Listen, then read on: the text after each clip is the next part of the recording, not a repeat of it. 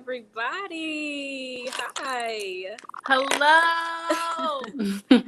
Welcome to Women Are Toxic Too. Let's be real. I am your host, Tiffany Campbell. I am a filmmaker from Columbus, Ohio. I am currently in Los Angeles, California, pursuing after everything the Lord has called me to do. I have some beautiful women that are joining me on this panel, and I'm going to allow each one to introduce themselves. So let's start with Mikalah. Hello, everyone. I am Mikalah Milton. I am a mother of two, and I have two businesses. I own a childcare business, and I also just started a Christian cosmetic line. I am so honored to be here tonight with these beautiful ladies and to tell my story. So I'm just ready. I'm excited. I'm excited too. Thank you, Mikalah. Keondra, let's get to you next. Hello, everyone. My name is Keondra Byrd. I am currently a nurse, continuing to I'm going back to school to continue my education. And I just definitely just encouraged to share like some of my story and to encourage you guys and be transparent and keep it real. So I'm excited about this, and I hope you guys are too. And the lovely Niesha. All right. Hello, my name is Niesha Drakeford. I am a mother of two. I am also a early childhood teacher, and I am a speaker and advocate for mental health awareness. And I am ready to just tell on myself. So let's get started. We are all ready for that. Yes. I'm excited, ladies. So many people have been reaching out to all of us, just super, super excited about this conversation. And so I just pray that the Lord just has his way, his perfect will. And I come against any technical difficulties that would try to disrupt what God wants to do right now in the name of Jesus. So let's just get started into it.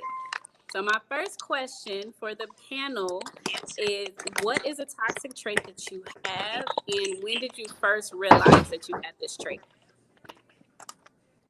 Anybody can take that first. I'm trying to let everybody go first. Go ahead. The toxic trait I had was starting arguments on purpose. My goodness, when I say it was so toxic, and I can admit it now and look back and be like, girl, you were tripping. But that was a toxic trait that I had, and it was so bad. How did you realize that you had that trait? It took me getting out of this situation to realize that it really was not healthy. That is not how you carry on relationships, friendships.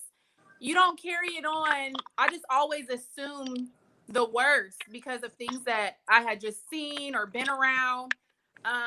So I would start, instead of communicating like an adult, I would turn it into an argument. And I knew ahead of time that I was going to argue with this person. So it took me getting out of the situation and really finding myself and learning myself, and of course God and therapy helping me realize that that's just not how you do things, sis. That's not how you do it. Absolutely. Anyone else want to tackle that question? Right. Yes, I actually agree with Mikalah because my situation was similar, because when I was younger, like in my teenage years, I dealt with depression heavy.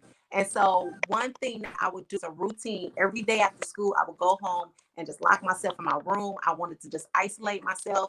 And my problem was, when I was going through things, I would hold things in, and then I would wait until an opportunity presents itself to explode and bring it forth. And I found this out because I was married for 8 years. And God dealt with me. He exposed myself in a marriage, exposed my toxic traits. And so, like, when something would bother me, instead of communicating like a healthy adult, I will hold it in, and then I'll wait till like 3 weeks later and wait for an opportunity to present itself, like him leaving up the toilet seat or whatever. And then what happened 3 weeks ego will come out instead of, like I said, communicating like a healthy adult. I will hold a lot of things in and then go from 0 to 10, instead of just sitting down, let's be adults, let's talk, and that's not just in romantic relationships, in friendships, when things will bother me, I would just suppress it, what I'm saying?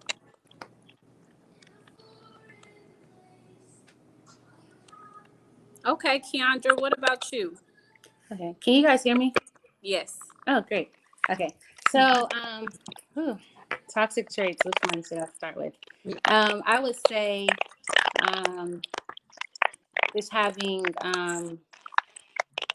being in cycles of situationships, not because I really chose to, but because I was being passive, not really being confident enough to speak on like what it is I want and really like standing my ground and just what it is that I know I deserve, knowing my worth and stuff. So this pretty much just being in positions where I'm treating someone like they're mine and they're not, pretty much.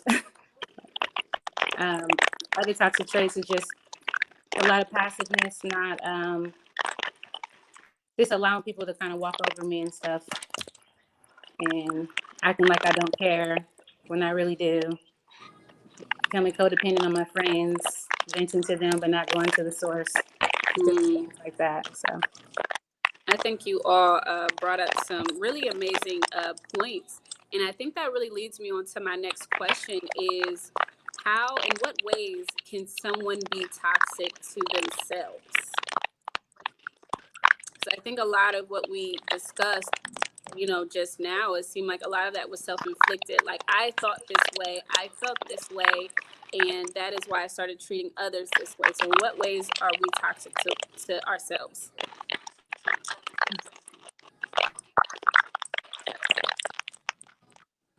Reacting before actually like analyzing the situation. I feel like I dealt with really low self-esteem.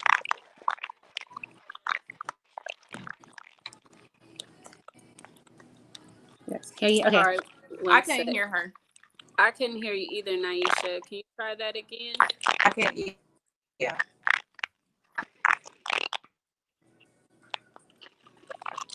Can you hear us? Sorry.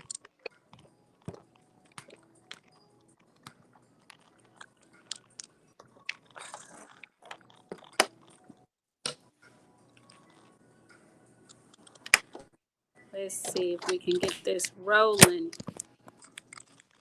Come on, Lord, just be a Wi-Fi. Yes. Wi-Fi right now, in Jesus' name. So we can have a clear conversation. My phone is froze. Niesha, can you hear us? I think she may have frozen out. Yeah. Okay, Mikalah, do you want to try to answer that question while we try to get Sis Niesha back on here? Absolutely. So you said ways that we can inflict that into ourselves? Yes. So ways that I feel like I was toxic to myself is not speaking up. I let a lot of people or a lot of different relationships, friendships, things happen, and I said that I was okay with it, or I tried to suppress it when I really had an issue with it. Mm-hmm. So not speaking up and being clear about what I'm speaking up about, because sometimes it's not what they said, but it's how they said it. Or in this generation right now, everybody is shady, or providing shade. So it's like, I need to clarify if you're trying to be shady or, so I just feel like moving forward, that is something that I've tried to practice over and over again, because it's just making myself clear and making it aware of what I expect in friendships and what bothers me, just different boundaries and stuff. I think that is very important to make it clear and provide clarity to people, because they don't know unless you tell them. They don't know your mind. we're assuming that they know us or that they understand how we're thinking, and they don't. So you have to let it be known, like, how you feel. And I think that's such a good point, because Keondra was, hinting to that as well, of just how we are toxic in our friendships and how we don't necessarily put out there like how we're feeling. And so what do you guys think that derives from? You think that's fear, or like acceptance, rejection? Like what do you think is the root cause of why we aren't willing to confront those things that bother us? Like what do we fear the most in that? I think go ahead. right. I think it would. Okay. I think definitely fear is one of them. Fear that sometimes when you are confronting someone, or you want to kind of set those boundaries with a loved one or a friend, you don't want them to be offended, and you don't want to lose that relationship. So especially when it comes to like friendships with women, we're very sensitive. A lot of us are like feelers, and you can't say anything to your girlfriends. You just can't. You can't say it any type of way. Because people get hurt more so by how you say things, not necessarily what you say. So I think it's that when it comes to like relationships, I think it's just fear of being alone, starting over, thinking that I know for me, just like, oh wow, this is finally, I'd be in positions where I really like someone, and I might hold back because I'm like, wow, well, this person likes me, maybe I can let this go, continue to get to know them. I know this is not their heart, just justifying things for them instead of like them really showing me. So. What were you gonna say? Right. Niesha? I agree. I think it could be like a mixture of fear, rejection. I think just that avoiding confrontation. Sometimes people don't like basically confronting the issue.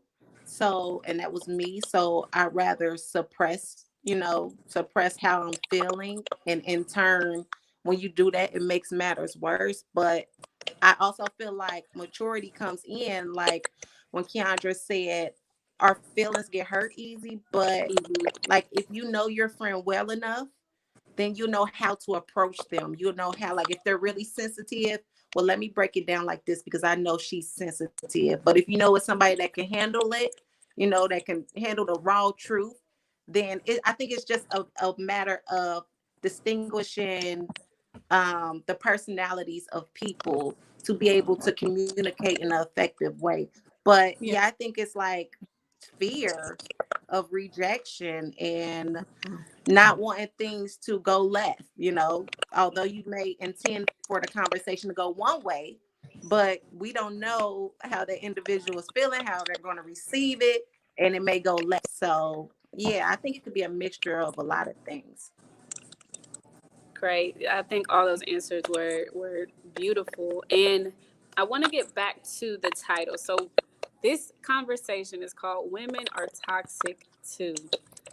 How do you guys think, or why do you guys think that women get away with our toxic behavior? Like how do you think that is like able to be overlooked? Because I know even when the title came out, a lot of men were like, finally we're going to talk about it. Men get a lot they get a lot, when it comes to toxic. You always think it's some man bringing another woman down, but why do you think women have been able to kind of sneak under the radar a little bit when it comes to our own toxicness? Because they sneaky. That is funny. What do you guys think? Let's be real now. How have you all been able to get away with some of your toxic behaviors? Like, have you guys ever pointed the finger at someone else before directing it to yourself? Absolutely. Oh, yes. Absolutely, sis. Absolutely. All day. Yes. So describe a situation where that happened.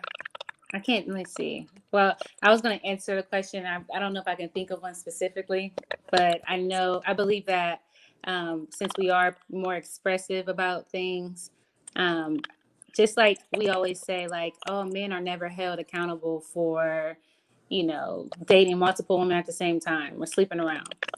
And it's like, I feel like it's the same thing with women, but differently. We're not held accountable for the things that we say when we say things out of spite, or when we're just overly, could be overly aggressive or overly, I'm not gonna say overly emotional, but pretty much just being like our toxic behaviors. We kind of use that to justify like our reason why, like not to justify, I'm sorry, but we do it because we always feel like we're right, and that men aren't. That's not really in their nature to like be that expressive the way that we are. That's good. Anyone I else? would agree. I feel like we're more vocal, and I feel like that's why it's so easy for us to put the blame on them, because men really don't like. I don't know a lot of men who are like, vocal about like when you having an argument with your girl, or you know what I mean? I don't know. I just feel like it could be society too. I feel like society just always believes the woman before the man when it comes to anything. So it's not really a good thing, but it makes it hard for our men because society already has it set up. Like the woman, we always believe what the woman says. So I feel like that's why we get away with it at times, or a lot of the times, because society already has it where it's like the man is wrong. Yeah, and women come off as this damsel in distress, and woe is me, save me, you're supposed to protect me, and we don't realize that some men need protecting from us as well, emotionally. Come on. That's right. That's real. I feel like we can have this charm about us. Like we could be manipulative. Like we come out one way and have this charm, and then we good at hiding sides. Like you will see our good side for months. And I feel like like we are just so good at pulling people in, pulling men in, and then we still have that other toxic side. And another thing that I don't agree with that we see a lot now is all of these women coming out with these sexual allegations and things against these men, and I'm like, why you wait until 10 years later? Like, and then people be feeling sorry for them. They got this whole Me Too movement, and I'm not speaking against it. I'm not. But I'm like, I think a lot of those women aren't innocent in that whole situation. Like, I feel like it's ridiculous. Yeah, and I think sometimes there's been an attack against men. I mean, since the beginning, since the garden, we really talk about where that brokenness started from. I just think, there's been a driving point to belittle the man, bring the man down, tear the man down. And I don't know if we as women have done a good enough job of helping to restore men to their rightful place. Come on. Right. Restoration is, of course, God's, but we haven't done a good job of partnering with the Lord to help restore these men in their rightful position. They are the head. They are leaders. They are meant to protect. They are meant to uphold. And I think as women, we've had issues with submission. And I don't know what. Come on. That's it. That's it. Where do you guys think that would start? Have any of you ever had an issue with submitting to a man's leadership or authority and trusting them? I know that absolutely. I know that we've been through our own issues where our trust has diminished.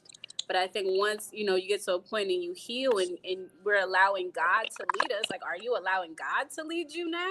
Like, God is a, male figure in a sense. So I don't know. What do you guys think about that? I definitely had, hold on. Sorry. Wait a minute.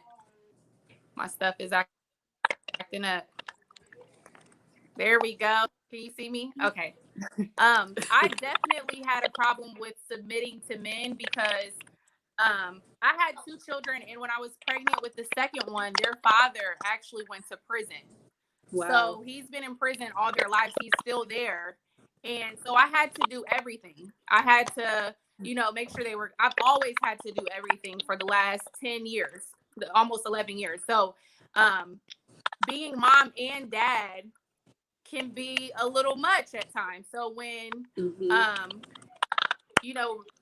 situations would approach them or appear, I had an issue with letting the man take the lead, because it was like, I already got all this going on and I'm already doing this, so it was just really hard. But it took me till like 3 years ago to get my life together. Like I said, I'm going to always say Jesus in therapy. All right. Helped me, because I had to go back and look at my life and different things and how I allow certain things to happen, and how I had to learn myself and heal. And even now, because it never, like, the stuff never stops coming up. You still have thoughts.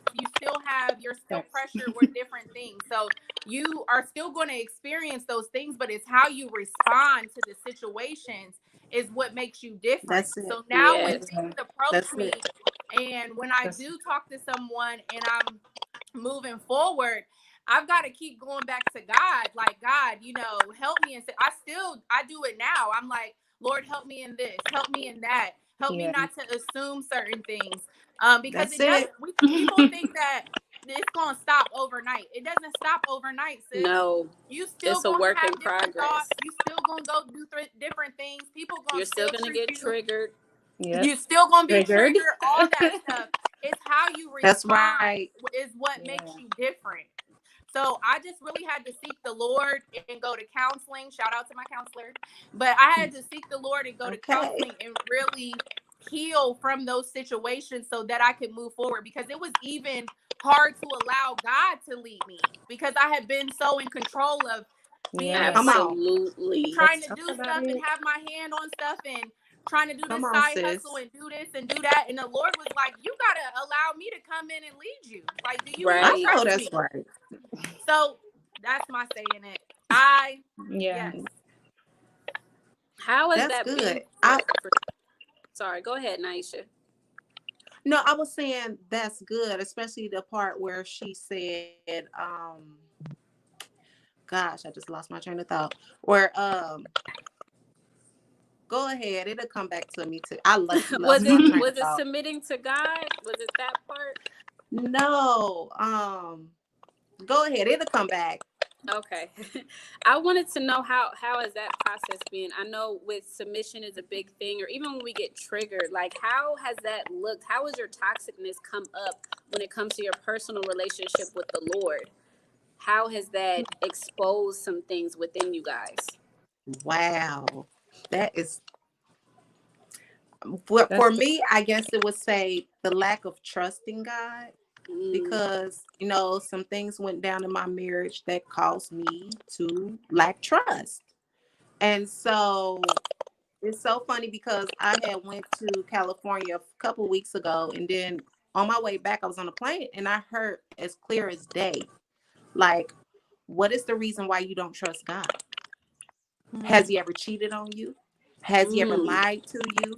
Wow. And I'm like, just so convicted, like, wow, God, like, I hear you. Like, there's no reason I should not trust God. He's not man that falls short of human error.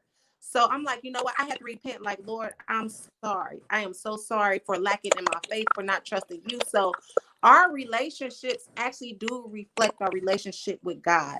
Absolutely. How we feel, the position we are in our relationships, friendships, is how we, reflect it to God. So I just had God got me together real quick, like, wow, like, there's no reason why you shouldn't trust me. I have came through for you time and time again. So what is it now? Did I hurt you? Did I do anything to hurt you? And I just had to repent. It was deep. That's real. That's good. That's good. That's good. That's something I always find too, that our earthly relationship reflect our relationship with the Lord. And I know, like, for Yep. me, it's definitely trust as well. And I was actually just talking to Mikalah today just about, like, how we self-sabotage situations, Mm, because because we don't trust, and also just using, like, a lot of past experiences. Um, just because I've allowed, like, past experiences to, like, kind of shape the way I view things. So I'm trying to really learn and put to practice. It's like I know head knowledge, but I'm trying to really put it to practice. Like, okay, like I have to have faith in this. Like when I do approach new relationships and getting to know people, like I have to trust the process and be patient and really trust, like, pray often, seek the Lord often throughout the process, but really just enjoy it and like continue to just trust God. Absolutely. yeah, But you but know that ain't, what? that's facts. Go ahead, Niesha. You know what? That's what I was gonna say. Us women, of course, God created us. We're the weaker vessel, and I believe that we're more emotional beings, of course, than men. And I feel like a lot of the time our weakness is being led by our emotions and not our minds, not logic. Yeah. And so when Yes. our emotions get in the way, that's when Our everything goes left. imaginations, our Yeah, that's what I was imaginations gonna Yep. say. come out. Yeah. When Mikalah was talking about like when our emotions get in the way, and Mikalah was saying that I did it again. It was just there. But our emotions, like you was talking about, can self-sabotage. And I feel like that can be our weakness. Like if we're not strong in the word, or our relationship with God, if we don't keep that constant open communication and we're allowing ourselves to continue to be led by our emotions, Mm. then that's it. Assuming. I was good at assuming things, Mhm. especially in my marriage, like, and then you can flash back to things and you would think like, we got to pull those strongholds down. You would think like, oh, this was going on, like, I know this feeling, it feels familiar, Mhm. I've been here before. And so if Mhm. we're not That's Yeah. good. careful, we will, if we're not careful, we will act on Whole those time. emotions, and then Mhm. they looking at us like, now she is tripping. Like, and that Right. it may Like I not didn't even even be do the nothing case. yet. Like, Okay. that may not even be the case. Yeah, like, okay, she is tripping. Let me go in here and take a little 10-minute break. Yeah. My But therapist. Can I piggyback off of what she said? Yeah, sure. I feel like I agree so much with her, because that's like both of them said, we just self-sabotage before. That's what me and Keondra was talking about. I would assume, because it feels familiar, oh, he ain't answering his phone, or my friend is not answering her phone. Well, maybe they doing this, maybe that's it. That is so toxic. And Yeah. like I said, Yeah. it does not, I just want to it is. emphasize it, because people really believe like once you come to God, it's just gonna all go away. No, it is No, Yeah. not. it's still Nope. gonna You happen, carry but you have yourself to into your respond salvation. well. Hello. Yes. Respond Yep. well. Do not assume. This is not the same person you dealing with. Like, Yeah. Right. And our My day shouldn't be wrapped uh, up around whether or not, like, I don't know. I just think it's definitely self sabotage and being patient and just like our day does not revolve around whether what he's doing. He has a Yeah. life too, or whatever the situation is. But I just know that's something that a lot of women like deal with, especially with social media world and just everything going on. But My therapist calls it painting a canvas. She's like, all right, yeah, Tiffany, you're painting a canvas, you're painting the picture, and that is not the reality of what you're yeah, dealing with right now. And I think, because we as women, we could be so imaginative and just so, we got to connect all the dots. I need to yeah, know exactly how we got here. I need an answer for it. And Right. because you may not be providing it the way that I need to receive it, I'm going to paint this picture and I'm going to say, this is what's happening. And I'm going to react to the picture that I see in my head. I'm not going to react to the yeah, reality of the Yes. situation where you that's could have good. been asleep, or a friend could not have meant to hurt your feelings that way, or whatever. Or even if we Or think of you're our busy. parents, like our parents are humans too. And so they never meant to harm us. They never, they did the best that they could with what they had. And so I think yeah. we have to continue to take those imaginations down recognize it within ourselves. And that brings me to my next point. How important is it to be self-aware when it comes to our toxic traits? And what are some practical ways that can help the women that are watching, even some of the men, to be self-aware of what toxicness they have within themselves? I'm trying to let everybody else go first. Keondra, what you I got? think some ways you can be. Turning. I know, I'm over here like, this is my topic, okay? This is my story. But I think it is very important to be self-aware of your being toxic and that you are toxic. I think ways that I became aware is, like I've been saying throughout this whole entire thing, Jesus, and then also my counselor, and then getting around other people who like other leaders or other friends who I can count on and they can hold me accountable for like the things. People who truly care about you, because we don't want any friends in our corner that just agree with what you say, or you like, I'm ready to go, and they like, we ready to go. We don't need those type. We need somebody that's like, calm down, relax. How about call the person? Right. Because sometimes it's not always communicated that well through text. So just getting around people to hold you accountable. And it doesn't mean you need 10. It means you need just that one or two that you can call and be like, hey, this is what happened. Somebody you can trust to be genuine with, and that can hold you accountable and really help you go back to what you know, to just take you back to, like, you know, just show you the steps. Because I'm not friend. If I tell you something and you don't listen, you come back again with the same stuff, I'm gonna kind of tell you like, hey, then we talk about this, let's try it again. You know, this is another way that you're doing this, and it's showing that it's not good for you. So you just need real people in your corner. That's where I'm at with that. There's real people that you can count on that's gonna be there and tell you the truth, but do it in love as well.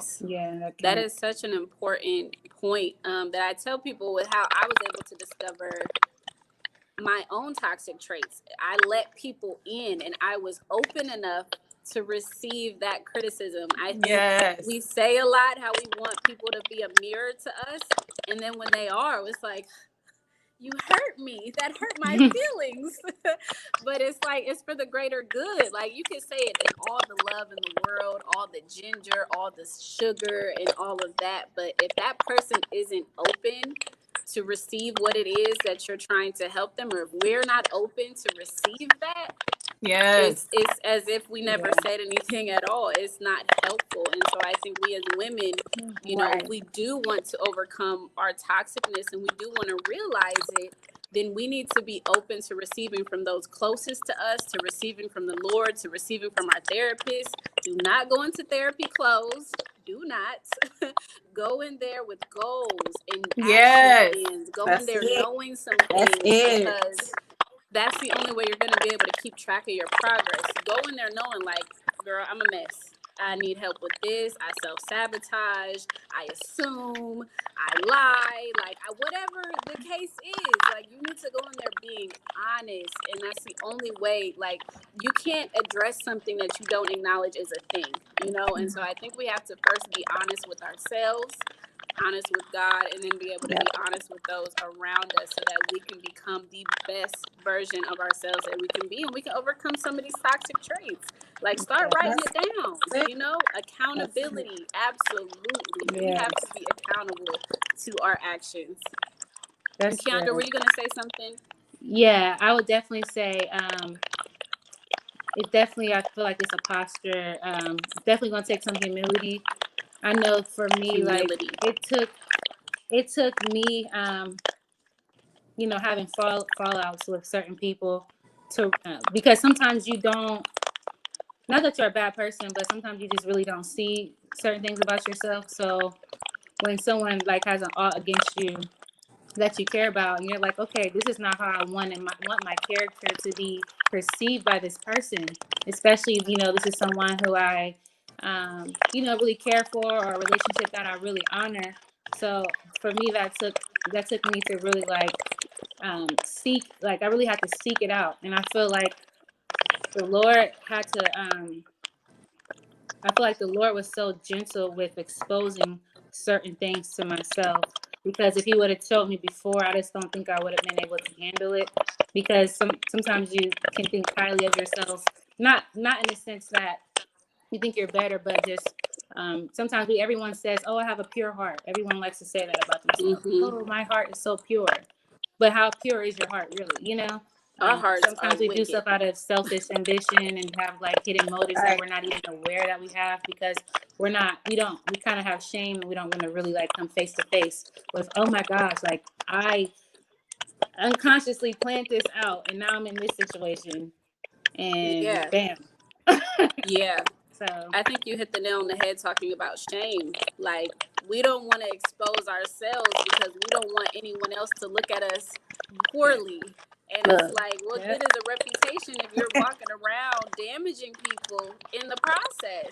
You know what I mean? Like, these people, they know right. what the truth is. Yeah. And so I think we just have to allow ourselves to be free. Like, we're all a mess, we're all broken, and we're all still God's children, and we're all still That's it. loved, and he still considers us a masterpiece. So why not be honest? And I think even platforms like this give people that opportunity to see transparency in the flesh. Like, wow, like these women, especially if they know us from different platforms, it's like, oh, they do this and they do that, and they're still toxic in some ways. They're able to acknowledge it and be humble, like Keondra has said. Like, they have the humility to admit, yo, I don't have all the answers in this area. So I think that was really, really good. Thank you all for sharing in that aspect. I kind of want to switch it to a different lane. I know we have two mothers on the panel, and so I want to know, in what ways, have your children kind of brought out to allow you to, how have they been mirrors to make you see your toxic traits? And has there been anything that you've seen passed down to your kids through the toxic behaviors that you may not have recognized at first until you had kids? I You can can go definitely first.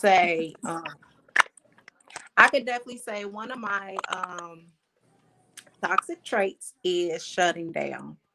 Mm. Um, when I get in those periods, those moments, I shut, people out. I'm having my moment. And I noticed that when I would have those moments, it would be unfair to my kids because I would shut them out. You know, Mm. Yeah. and then I noticed that my son, my oldest, he's 6 years old, and I could see similar traits in him. Like, he completely, if he's going through something, he will shut down. I would try to talk to him, and his response would be nothing. Us women, we good at that. Nothing, nothing. What's wrong? Nothing's Nothing. wrong. But really, it's Mm-hmm. something. But yes, but I realized my son, I'm starting to see similar traits. Like, I'll be trying to get him to open up and to talk to me, and he will not open up. Like, he'll just give me one word sentences, and it's like I have to break that because as my kids get older, I want to have a healthy relationship with them to where I can communicate with them. They could come to me and talk to me about anything. So that's one thing that I really felt bad about. And then I noticed, if I'm going through something, and sometimes we tend to take our things out on people. Like, I take it out on my kids. And Mm. then it hit me, and I feel bad afterwards, oh my God, I'm horrible. Then all these thoughts get in your head, I'm horrible, I'm a horrible mother, and I just Yeah. feel bad. So I'm I really need to work at some of those toxic traits because I don't want my kids to go through that. And like I said, most importantly, when I get older, I want them to be able to talk to me, have that open line of communication to where they could come to me about anything, no matter what it is, and they feel comfortable opening up. That's good. Mikalah, what about you? For me, so how did my kids make me aware of me being toxic? Was one example, in my last relationship that I was in. It got really serious. I was engaged, but it did not last. I remember towards the end, my son was coming downstairs, and I was in an argument with the guy, and he wasn't at the home at the time. He was out. And I remember my son looking at me, and he was just like, I don't like the way he plays on your emotion. My son's 14, but at the time he was 10. I don't like the way he plays on your emotions because you can just tell your attitude is different. And I was like, what? Wow. And he was just like, I don't like the way he talks to you and stuff. You can tell that you just kind of changed. I don't like the way he's treating you now because you can just tell that something is off. Like you go in these, I mean, my son broke it down to me to where I was just like, I was upset at first, like, hold up, who are you talking to? Because I'm the mom. But that's when I knew that it was a problem, that my kids could recognize that I'm allowing this person control my emotions and have me out of character and have me doing things and saying things that I shouldn't be doing. That was definitely a wake-up call to me. Or even just I have a daughter, so my kids are right now, they're 14 and 10. My daughter's 10, my son is 14.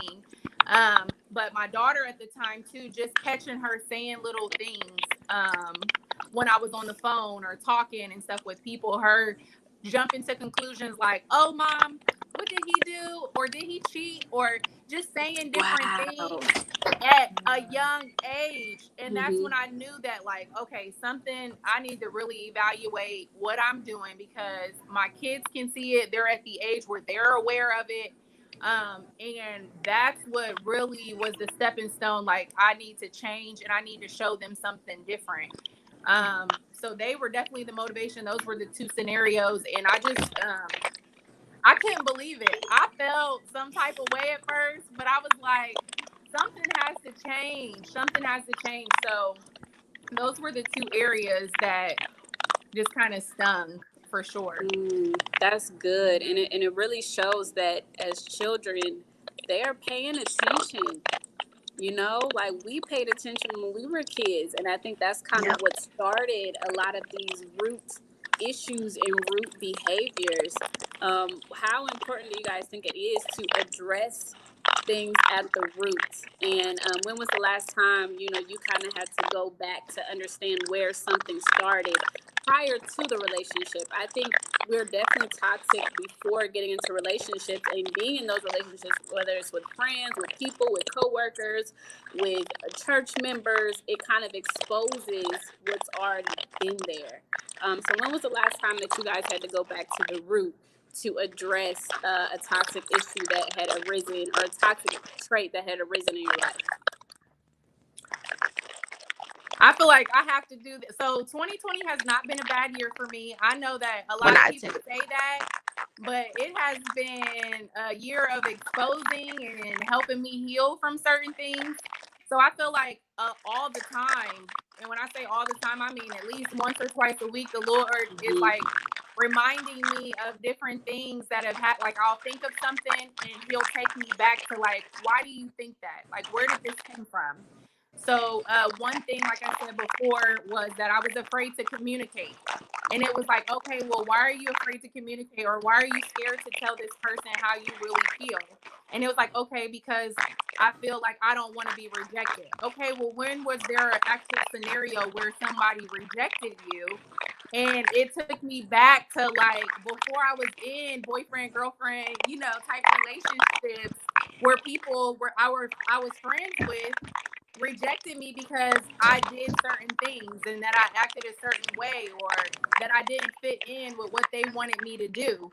So I feel like I'm always being reminded, especially right now in the season that I'm in, I'm always being reminded where these thoughts first started taking place and how did I get like that, if that makes sense. Yeah, it does. What about you, Niesha? I'll say therapy. I first attended therapy last year. And I had to really dig deep and understand why I am the way I am, or why I was behaving the way that I was behaving, as far as like me isolating myself. You know what I'm saying? And it was because of, I talked like for years and years and years. It just was a habit. It became a habit, and it was a strong habit to break, because like I explained earlier, after school, I would just go in my room every day and just lock myself in my room. And I remember my parents telling me how unhealthy it was. Like, you cannot do this all the time. You cannot lock yourself in your room. But it was just a comfort zone for me. And so, and sometimes I notice myself, like even now, every now and then I'll do that. Like, I'll just be in my room. And I understood that it wasn't healthy, and growing up as the only girl, I didn't really understand what a sisterhood was, because I was Yeah. the baby and I had all brothers, and I hung with boys. At elementary school, Oh no. I don't know what happened. Me either. Okay, we'll let her finish her point when she gets back on. Keondra, I did have a question for you specifically. How has work ever? Let me see how to word this. Has work been something that exposed any toxic behaviors in you, like with how you would relate to your coworkers or your boss or even your patients? Knowing that you're a nurse, like, has work brought out any of those toxic behaviors? Yes, definitely. I complain to Mikalah about work probably every day. Okay. I would definitely say sometimes I see myself being impatient with people, having to really just really be introspective and really see how I'm like coming across. Have to really not, because sometimes you can have like a lot of pressure and stuff. So when we're under a lot of pressure, it brings a lot of stress, and you can kind of like show that to your coworkers and to your patients. For me, working in healthcare, so definitely just being under pressure sometimes, just honestly wanting to sometimes give up, just complaining a lot, kind of I see myself like when you're in an atmosphere where people are like complaining and stuff a lot, I start seeing that like I'll start shifting to what my atmosphere is instead of like being a light in my workspace, because I remember like when I first got saved, and that was like one of the first things that the Lord had like I really got convicted on, is like gossiping at work or just talking about inappropriate things at work with my coworkers, because of how like my setting is. We're at a nursing station. A lot of us are kind of close. We work 12-hour shifts and overtime with each other a lot. So really just having to put boundaries on it, really, just kind of looking at myself as a daughter, and also just who I know I want to be and who I want to represent. So I believe any type of gossip is toxic. And yeah, so that's something I really try to like not take part in at work Yeah. and stuff. Try to go directly to the person, or if they talk about it, I just be like, oh, okay, time for me to walk to the other side. That's good. Yeah. Niesha, I definitely want you to finish your point before you left off. And as you finish, I want you to I consider know. as you finish, I want Okay. you to consider. So yeah, I was just saying that I was the only girl, and I was a tomboy. I gravitated to guys, so I never knew what a sisterhood was like. And I feel like it's important that you surround yourself with supportive women and positive people. And I wanted to touch on what Keondra said about gossiping, because I feel like women, like, we are guilty. That's a toxic trait that we are guilty of, gossiping. Yes. And I'm sorry, I don't mean to switch, but why do you think women, we gossip so much? Like, what is it? Why do we feel so fulfilled? And so why do you think we gossip? Like, what is it? Ooh, that's a good question. I'll take a spin at that. I think gossiping comes from an insecurity within us. And I think talking about other people, it makes you feel a little bit better about yourself. Yeah. I think that kind of, I think it's a way to validate ourselves within a sense. Or if we are going through it or we're not happy with our own lives, discussing somebody else whose life seems a lot worse can just make you feel just a little bit better. So I think it's affirming in a weird way that you're not as bad because at least I'm not doing what a girl is doing. You know what I'm saying? Or just wanting to be messy. And I think it's also an adopted trait. You see other women being messy and catty with each other, and it's like this is how you survive in this world. And you got to protect yourself and make sure that you're not on the other end of that conversation. That's good. Well, that's my spin on it. What do you guys think? I think the same thing. I think it's a form of insecurity. Like you said, just knowing somebody else is doing something different or not doing as good as you or whatever, like you got one up on somebody. I think that's where that stems from. It's just it's a trait of being insecure about what you have going on. Yeah. Good. Yeah. So this has been a great conversation. What would you all say to the woman that's watching this right now and she's like, wow, listening to these ladies, I'm realizing that I'm toxic, and all she's been getting is girl, pray, girl, go to God. What else practically can she do to start overcoming these toxic behaviors? What would you guys say to her right now? I would say stay consistent. Yeah, you can pray. Yeah, you can go to God, but you need accountability partners. If you need a counselor, go to a counselor. And it's something that you have to stay consistent with, no matter how you feel, no matter what you're going through. You have to stay consistent with it, because if you don't stay consistent, you'll find yourself back in those traps every time. Because like I said, it doesn't stop overnight. You still gonna have thoughts. Those things are still gonna arise that seem familiar, but it's our response on how we respond to these situations is what makes the difference. It's what kills the noise at the end of the day. Like sometimes I have to literally tell myself, like, relax, it's okay, calm down. But just stay consistent with it. Anything that is going to last is not going to happen overnight. I feel like this generation is so popcorny. We want this, we want that right now when it comes to everything. We want to be fixed right now. And it's like, no, you have to stay consistent with it. Yeah. And patient with yourself, patient with the process. Keondra, what about you? What would you say? That's good. When it comes to being realizing that you're toxic, and I would believe that you just continually continue to be open, be humble, be teachable.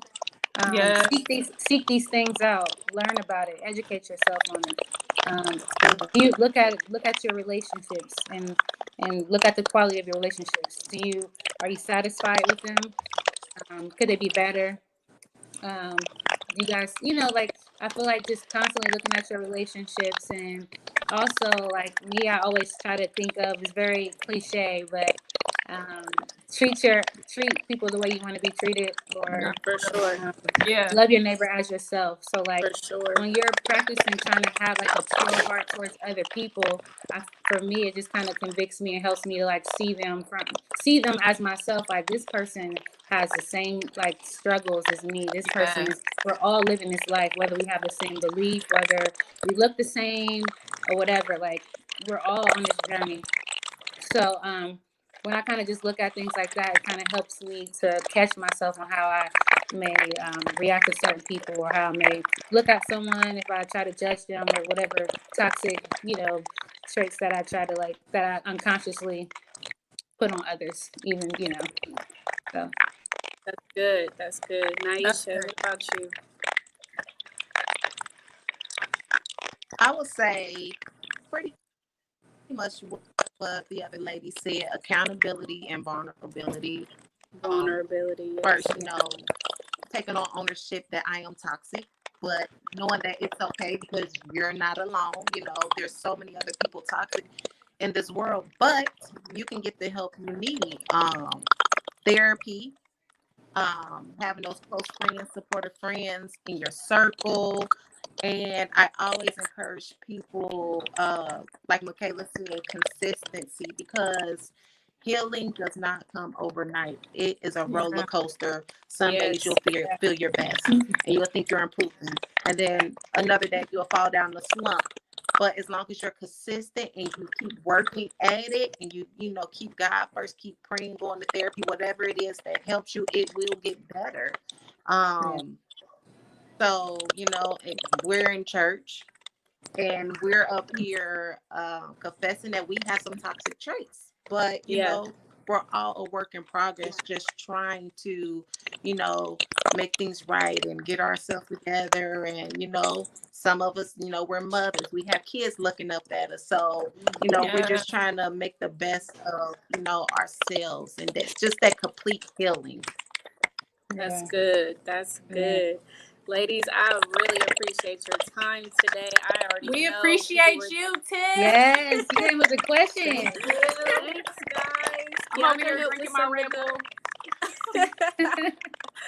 Where can people follow you guys? I'm sure there's women watching that want to stay connected, want to hear more about your individual stories. Where can they find you? And what do you do? Market yourself. This is promote yourself. You can find me on Facebook at Mikalah Milton. It's Mikalah Milton Milton. You can find me on Instagram, Mikalah the CEO. As I mentioned, I have 2 wonderful kids, and then I have a childcare business, and I also have a cosmetic line, which I'm wearing tonight. Yeah. Hey, okay, Identity lip glass. Yes. You can follow me on all of those platforms. Love it, love it. Keondra? Me, I'm working on some things, so hopefully in 2021 you will see more from me. But I'm a helper, so I am not someone who has like a platform or any like specific ministry page. But if someone needs me for anything or asks me to support, that's me. So I am, but I am praying about it. I'm asking the Lord to just guide me in a direction, because I do get a lot of feedback. Sometimes I'll post things on my Instagram or Facebook page. But my name is _Keondra.Renee. So follow her. Niesha, last but not least.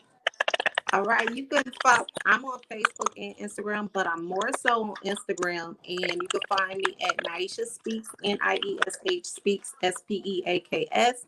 I am a motivational speaker. I'm a speaker for NAMI, the National Alliance on Mental Illnesses. So I talk a lot about mental health awareness and mental illnesses. I am a blogger. I'm a writer. I have a book that'll be coming out in spring. God, why did you leave me? Just talking about my experience with divorce in the church, depression in the church, and unforgiveness in the church. Just keeping it real.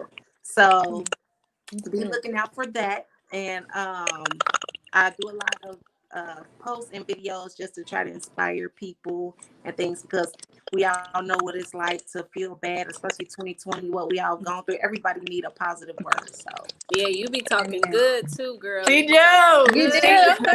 Thank you. I reposted. I said yes, sis. You're tapping in.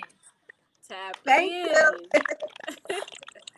And if anybody out there wants to follow me, you can follow me at simply.creative. That's CREATIFF. I'm a filmmaker. I actually have a short film called Toxic, which is about a toxic relationship. So you guys can find me on YouTube, Creative Productions. Watch the film, learn something from it. It's about two young people in a toxic relationship. They have to decide if they're going to stay or leave. So definitely check that out. But I appreciate you all for joining us. We are on a call to create, or call to be different. Sorry, I'm thinking of my stuff. A call to be different platform. Thank you, George, for having all of us. You guys, please subscribe to the YouTube channel. Follow them on Facebook. Follow them on Instagram. Like, stay connected, because he is going to have so much more coming in 2020. So thank you, ladies, again for this night. We all pray that our audience out there was able to digest something from this conversation, receive something, and just know that God loves you, that he is with you. And that if you want any prayer, any ministry outside of this, please feel free to reach out to any of us. We all love the Lord. We all can pray. We all are willing to speak into your lives. So I hope you all have a blessed rest of your evening. Till next time. Bye. Bye.